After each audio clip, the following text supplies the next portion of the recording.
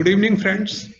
It is my proud privilege today to introduce you Col Ram Athavale, who is a veteran army officer with 30 years of experience. And he's going to talk about a very unusual topic to us in this episode of CAHO Webinar. The topic today is the CBRN incidents, and that is the chemical, biological, radiation, and nuclear kind of problems that we may come across. We normally do not think much about these issues, but I think time has come when these kind of man-made disasters are just waiting for things to happen. And we need to be kind of made more and more aware about it. Colonel Athavale is an alumni of the National Defense Academy, Indian Military Academy, Defense Services Staff College, and Army War College. He has been a key advisor to the Government of India on the CBRN security and incident management. He has been deployed as a key CBRN expert in the European Union Risk Mitigation Centers of Excellence Initiative.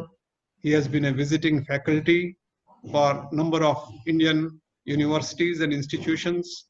He is a prolific writer and a CBRN subject speaker. So, over to you, Dr. Ram Athavale, and thank you very much for sparing your time and to be with us. Thank you so much, Dr. Agarwal. At the outset, I would like to welcome you all to this webinar on Prepare or Perish, which is dealing with enabling hospitals for CBRN incidents. Hospitals and healthcare facilities are actually meant to prevent diseases, illnesses, and help people live a healthy life. But the caption which I have flashed to you is a very old caption, 1975, that the medical establishment has become a threat to health. We don't want that to happen. And therefore, this particular topic that I have chosen to speak to you upon. Before I go further, let me explain to you what CBRN stands for.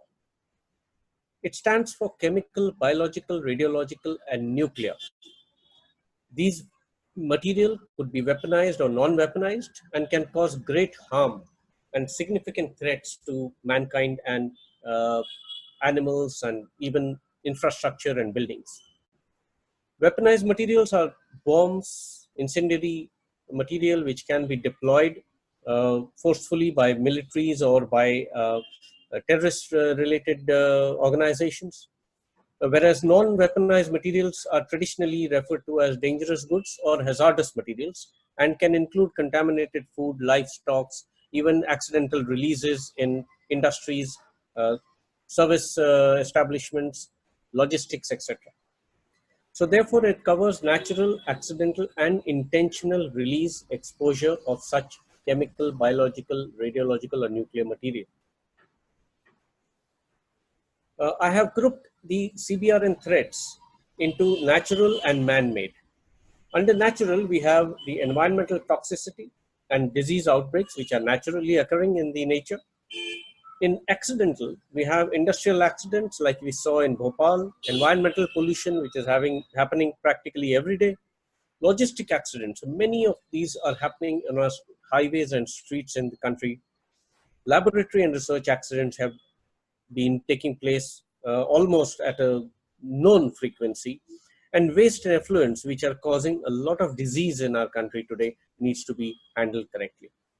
Coming to deliberate, which is what is more alarming, is criminal use or poisoning by spread of disease or something like that.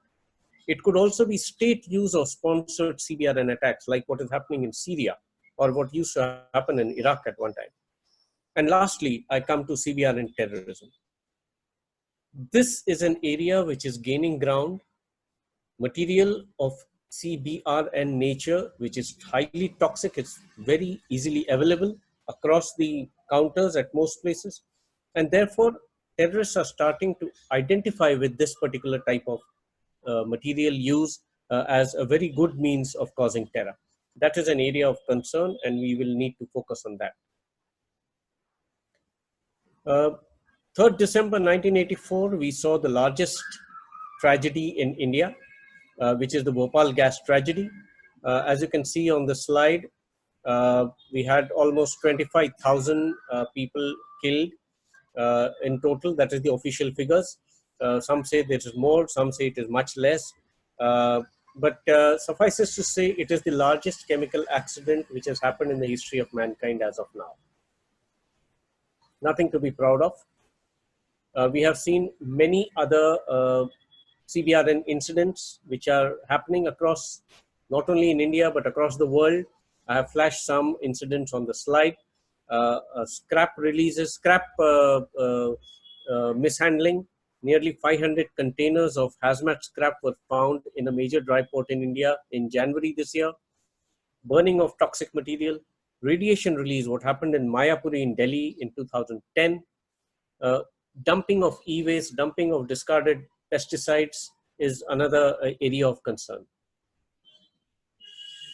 Some recent cases have happened in India and abroad. For example, the 13 dead, 72 injured in Dhule in August, which was a chemical factory blast.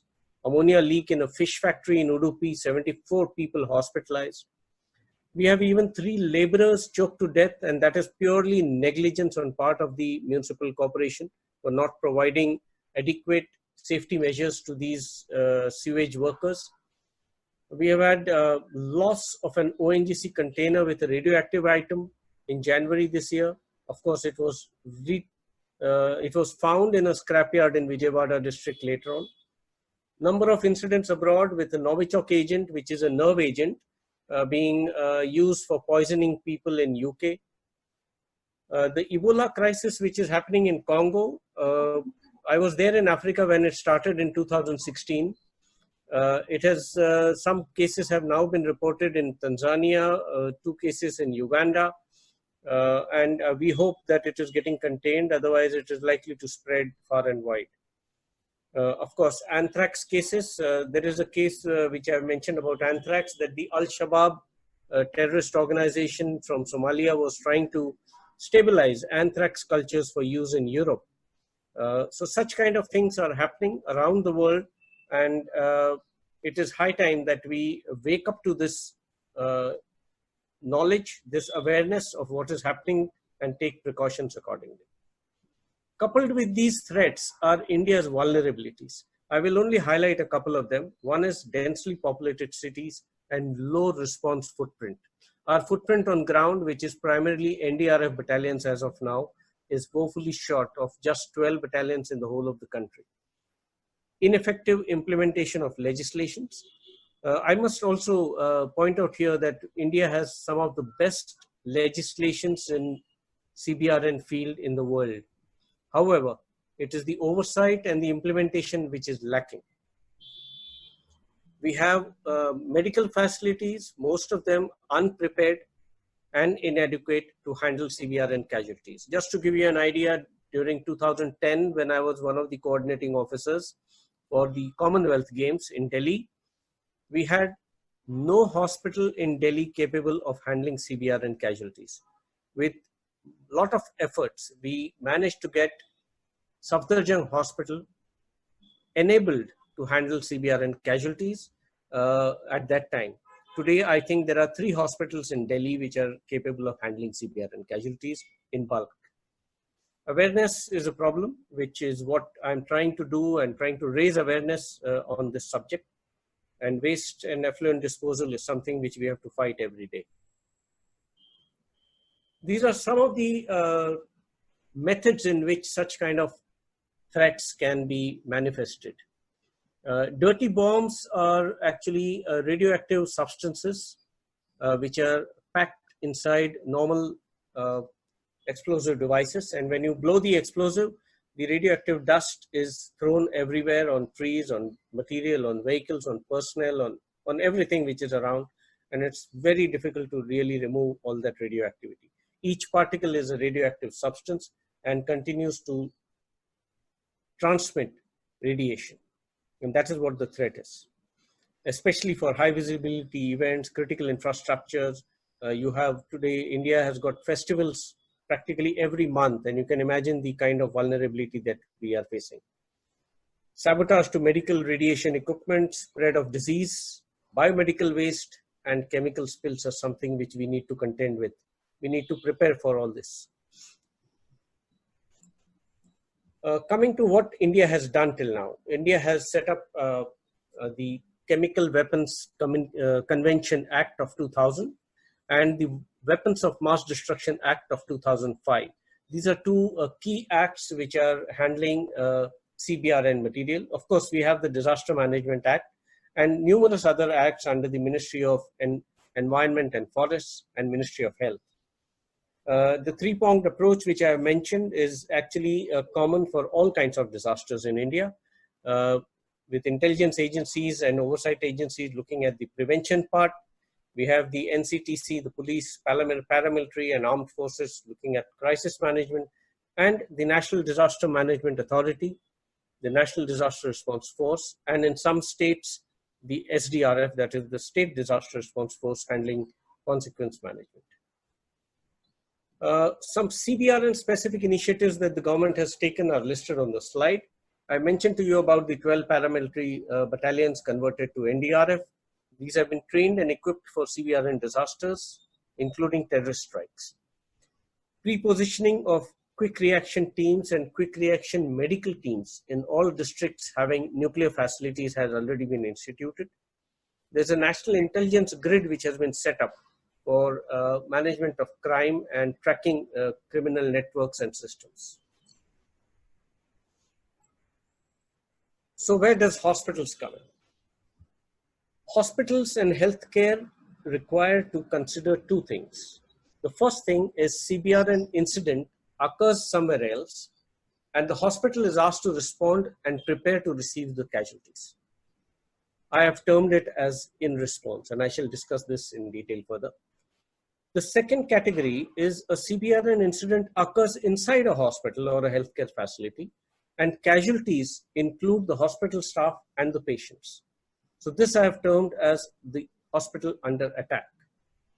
Let us see these two in a little more detail. Firstly, in response, where an incident is occurring somewhere else. The hospital is going to receive or is asked to respond to a major CBRN incident, which could be an accident or it could be a terrorist attack. Scores of casualties and victims are attempting to overwhelm the capabilities and capacities. We have seen during just the swine flu crisis which happened, the vaccines went off the shelf within 24 hours. And that is primarily because of the well-worried people who have not shown any symptoms of swine flu, but are going to these clinics, going to these hospitals and saying, "Laga do yaar, kal pata nahi hoi jaye." And that is what is happening. They are actually taking away medicines which are meant for the actually affected people. Hospitals may also be called up to set up field hospitals or medical aid centers near the site for casualty management. Now, I don't know how many hospitals are really prepared to set up a field hospital or a medical aid center outside at short notice with the required facilities. Large number of CBRN trained medics and paramedics would be required. Ambulances, triage kits, field resuscitation measures, antidotes and casualty and isolation bags, field casualty decontamination sets will be required. I am quite apprehensive on the aspect of field casualty decontamination, whether hospitals and the Medicare facilities really understand the concept of field casualty decontamination before taking the casualty for treatment. We also need to set up casualty decontamination stations within hospitals on occurrence of such incidents. Adequacy of beds. Why I'm mentioning this is it's not that every hospital needs to have hundreds of beds, but the point is, as of today, almost all hospitals have got complete occupation of beds, including ICUs. And in such a situation, if you're getting scores of casualties, which most of them requiring intensive care, you can imagine what kind of overwhelming issues will be there in the hospital.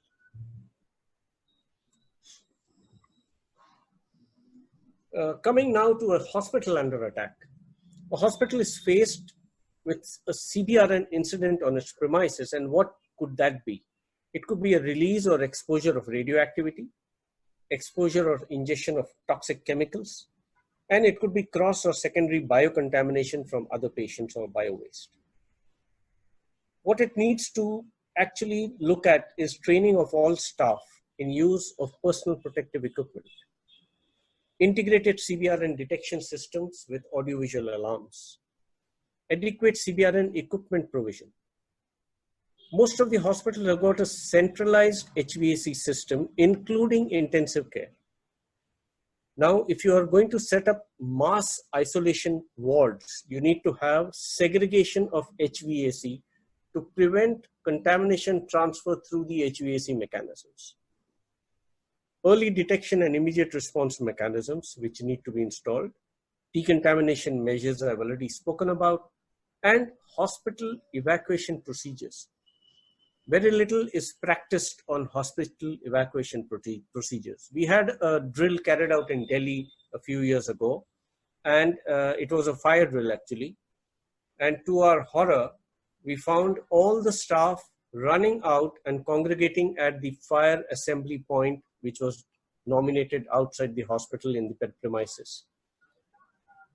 All patients, especially the people in intensive care and in wards with legs up in the air with bandages and plasters and things like that, were still lying on their beds. Now that was just a drill, thankfully. You can imagine what will happen in an actual situation in such a case. What are the threats that we are looking at inside hospitals, CBRN threats? I'll talk about radiation threats first. We have nuclear medicine therapy, which uses a number of radioisotopes. I've mentioned a few of them on the slide here. We have X-rays, gamma imaging, mammography devices, computerized tomography devices, and nuclear medicines. We are using, for diagnosis, we are using iodine isotopes, which are either injected, inhaled, or swallowed, and these photos are taken by gamma cameras to identify the areas which are affected. We are using brachytherapy, which is using seeds which have radioactive substances inside them to be injected or to be taken in and then captured by cameras.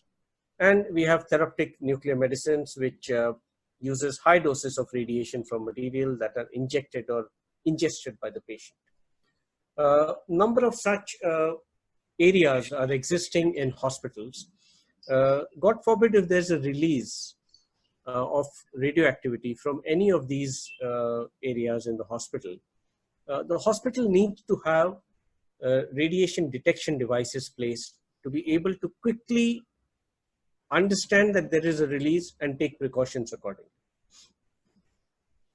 Coming to chemical threats, it may seem a little odd that what are we talking of chemical threats inside hospitals?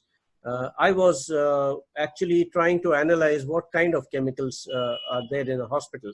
And I found that there are a number of chemicals which are being used inside hospitals for cleaning, for disinfecting, for sterilizing, even as a fixative for tissue specimens. If you go to the morgue areas in big hospitals, you'll find that there are actually big tubs or tanks consisting of formaldehyde, in which cadavers are put. In medical colleges, you can go and have a look at that. You'll find cadavers are put in tanks which have got formaldehyde. It is a toxic chemical. It is being used to stabilize or to preserve the cadaver for further study.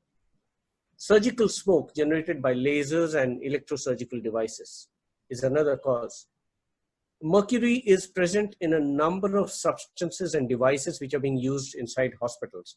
Breakage or exposure through mercury can be highly, causing casualties. Recently, I also learned that phthalates, which are additives to PVC, are used in your IV bags and IV tubings to make them more flexible. Such toxic chemicals can leach from these plastics and go into the body through the IV infusions. Of course, bio threats all of you are quite conversant with biothreats inside hospitals. They're meant to actually look at biothreats, cross-contamination of secondary contamination from patients, contaminated body parts, fluids, tissues, cadavers, uh, blood samples from victims. Microbiology labs are actually a hotbed of biothreats. Infectious diseases wards, sterilization units, and of course, biomedical waste. A lot of places, biomedical waste is very neatly segregated and separated and sent out of the hospitals. It is what happens to it outside the hospitals, which we are more worried about, whether it is correctly being disposed of, parts which are to be incinerated, are they being dealt with correctly or not, is of concern. Laws and regulations. There are many laws and regulations and guidelines issued for hospitals and healthcare facilities by Ministry of Health, Ministry of Environment and Forests, and Ministry of Ayush. Regulatory and oversight bodies, I have listed out some of them. I may have missed out some. You are more conversant with these. Certain associated bodies also are there. CAHO, which is what we are presently addressing through trying to reach maximum people on generating awareness on this subject.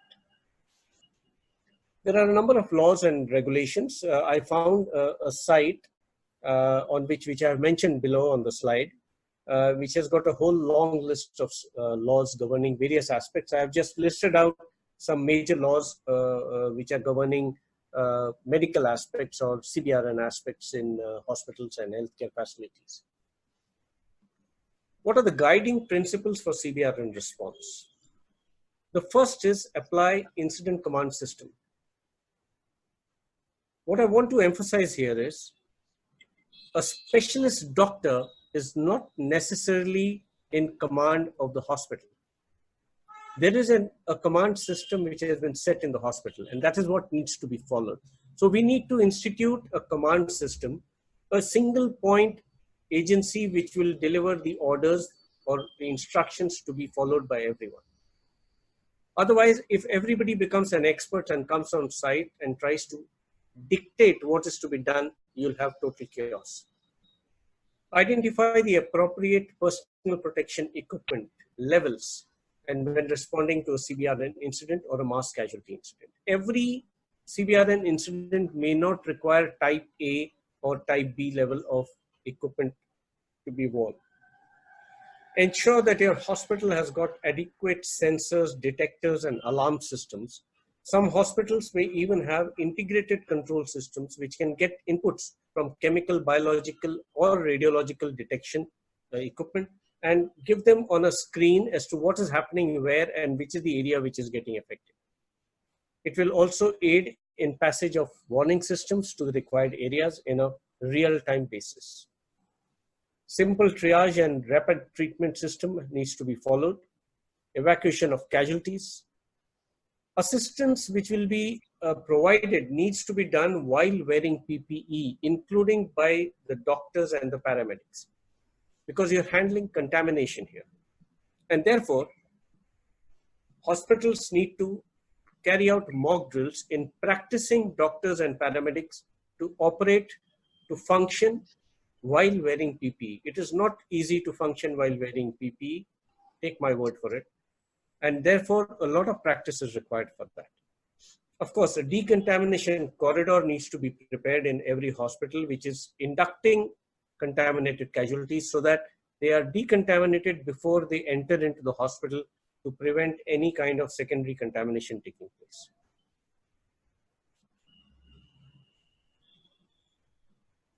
Medical capacity enhancement. There needs to be a clear understanding of CBRN threats and their effects. This webinar is just a primer. I would recommend that such kind of awareness workshops be carried out in all the major hospitals in the country so that a clear understanding of CBRN threats is there and hospitals start enabling themselves towards this. Hospitals should be contamination-free zone. A lot of hospitals are not as yet. they need to be sanitized. They need to be ensured that there is no outside contamination coming into the hospitals, and therefore they need to be enabled or prepared for this kind of contamination-free areas. Adequate and appropriate placement of sensors, early warning devices, and immediate response kits need to be catered for. I went to a hospital, and to my pleasure, I found that in one corner, and that was there on every floor of that hospital, there was a box with a marking on that saying hazmat kit. But my pleasure stopped there, because when I asked the people on the floor, the nurses station and the in charge of the floor, as to what is there inside this hazmat kit, I was told it is some medical equipment. I said, no, I would like to know what is inside the hazmat kit, because I am a hazmat professional. So I was told that there are some surgical gloves and there are some cloth face masks which are inside that place. I said, what else? They said there are few bandages. That is common in a hospital. Why should that be just placed in a hazmat kit? It is not a hazmat kit. And we need to understand what should comprise of a hazmat kit. We are talking of contamination spreading, and the hazmat kit should be catering for something which will prevent contamination from taking place. Continuous exercise and acclimatization of PPE. I just mentioned about doctors and paramedics wearing PPE and trying to function in that and getting used to that, the wearing of the personal protective equipment. Casualty decontamination, I've already mentioned about that. Multidisciplinary preparation and response. It is not just that there is one type of specialty required for dealing with CBRN. All kinds of specialties will be required. So there is a multidisciplinary preparation which is required for responding to a CBRN incident.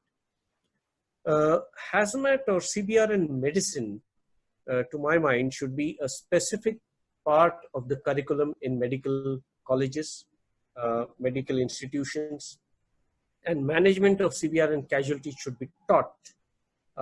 It would be an investment in the future, because as of now, not many hospitals are really teaching about hazmat or CBRN management. How do you then, the way forward to looking at this is awareness generation and enhancement. Like I mentioned, this is just the primer. We need to conduct an on-site survey of each medical facility. A mapping needs to be carried out of what's existing, what kind of sensors have already been put. There may be fire sensors, there may be some sensors around radioactive material rooms. What is the gap analysis? What does it say? What is missing today? And what we need to do about it. And therefore, develop a plan on how to further enable the hospital to become CBRN enabled. Training of on-site response teams. Every hospital or healthcare facility needs to generate an on-site response team, not just for fire or disasters, but also for CBRN. This team could be from paramedics, from hospital staff, from the staff which is, the nursing staff of the hospital, and doctors who are trained for CBR. They could be trained in donning of the personal protective equipment, use of detection equipment, how to read meters of different kind, and of course, decontamination techniques. Equipping for CBRN response. The hospital needs to be kitted out with standalone, handheld, wearable, and robotic systems of detection. I have seen robotic systems, that is small unmanned ground vehicles which are moving in the corridors with CBRN sensors placed on top to be able to detect any release which is taking place. You need not do it in all the places in the hospital, but especially surrounding areas which are vulnerable to such kind of threats. Protection systems. I mentioned about segregated wards and dedicated HVAC systems. Overpressure rooms, certain areas which are safe rooms, which will have their dedicated HVAC having overpressure so that outside contamination or doesn't go inside to the people inside that place. And last of all is conduct of tabletop exercises and mock drills. This is very important to iron out the loopholes in our system of looking at CBRN incident management in all the hospitals. Waste management, most of the hospitals are catering for good waste management techniques, so I will not go into detail.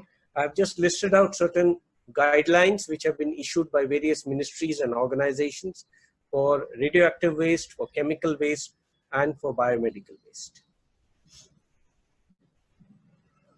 Just a quick look at different types of medical equipment, especially for CBRN. We have the combo pen injector pens for nerve agent antidotes. We have the Thyrosafe potassium iodide tablets for prophylaxis treatment for radiation injuries, biosurveillance units, field shelters. We have CBRN-enabled ambulances. We have even isolation pods or casualty bags where treatment can be continued on contaminated casualties, which are placed inside these bags, which have filtered air, clean filtered air being provided to the casualty which is inside these bags. And you can treat them from outside. There are even ports for connecting intravenous pipes and tubes. Of course, field resuscitators and CBRN kits are also there. Just to end this little primer webinar, hospital preparedness and capacity capability enhancement is imperative for any CBRN risk mitigation program. So to my mind, there is a need for all hospitals to adopt and embrace these best practices and be empowered to deal with CBRN situations, both with regard to their own security and also for the well-being of the incoming surge of casualties and patients. The catch line which I have mentioned below is also there on my book, which is recently published. Awareness and preparedness is the key to survival. Thank you. But I think it was a very comprehensive and excellent presentation. Friends, so I'm reading out the question to you. What should be the contents in a hazmat kit? Okay, there are gas masks, a simple gas mask which is covering the nose and the mouth. There are quick decontamination kits, which are powder kits, which are available, which is just like a glove, which can just be dabbed on your hands, and you can decontaminate yourself. So these couple of things which are immediate hazmat kits which are there. Of course, there are gloves, but the gloves which are surgical gloves are not really capable of handling toxic chemicals because certain acids would actually burn through the surgical gloves. So there are hazmat gloves which are available, which should be part of the hazmat kits. There are very light hazmat overgowns which can just be donned on top to prevent spills from hitting your body. These are very small, which can be rolled into a small ball-like thing, and these can be stored in the hazmat kit. So great. I will also, there is a nice feedback from Antonia Pushparaj. Dear sir, a great update, very enriching information, in-depth presentation. Thank you. It is an eye-opener to realize that what a dangerous environment we work with. Sir, pleased to know that India has documented one of the best CBRN guidelines. Safety concerns in all domains in HCOs need to be inspected periodically by an independent body, irrespective of accreditation status of every hospital in the country. There exists a huge gap between the training requirements and efficient execution of care. More importance is given in fire and patient abduction drills. Management of radioactive exposure, bioterrorism, bomb threats is less known to us. So disaster management, CBRN casualty management needs to be taught to us thoroughly. We need it. Thank you, and CAHO for enlightening us. So that was a very good feedback. Thank you to Antonia P. from Bangalore. And same that we have another positive feedback coming from other people, including Shri Prakash Jaiswal And asking question is, please guide for basic components of hazmat. He has already answered that question. I will, if you can go over to the poll section of the webinar, please do fill up the poll, answer it so that you can give us a feedback about the relevance of this topic, as well as the how good the presentation and the presenter you found. Very, very importantly, Dr. Athavale, I think, like what Antonia has said, that this was a topic that we never got sensitized to. So the hazmat kit at the moment is a requirement from NABH, and most of the hospitals fulfill this merely for kind of mercury spill and some of the lab reagent spill. And that also, like what you said, that majority of the time, since the people are not trained, they will find only some gauze pieces or bandages inside.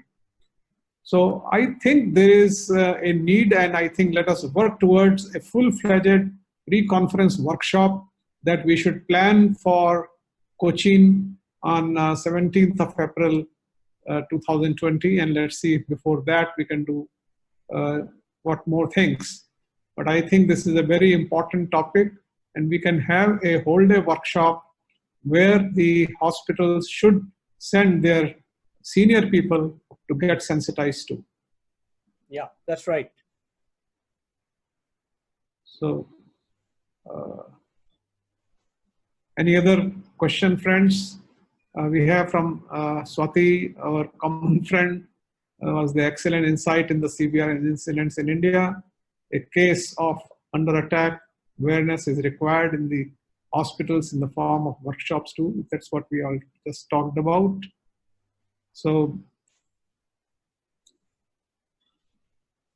if there are no more questions, because I think people will be really trying to at the moment digest what all has been spoken to, and I think let us prepare ourselves to this topic, which has been so beautifully explained and exposed to by Colonel Ram Athavale. We are very thankful to you, sir, on behalf of CAHO. Our deepest gratitude to you, sir. Just a small word of caution. Yes, sir. The topic was not meant to raise paranoia or scare. The topic is meant to raise awareness and to look at preparedness towards this subject. So I think we should look at it that way, and we should work towards preparedness and enabling hospitals and healthcare facilities in that manner. Thank you so much. It was very nice speaking to you all and sharing my thoughts on hospital preparedness. Yes, sir. I'll come back to you again on this to take this entire thing further. Thank you so much. Thank you very much.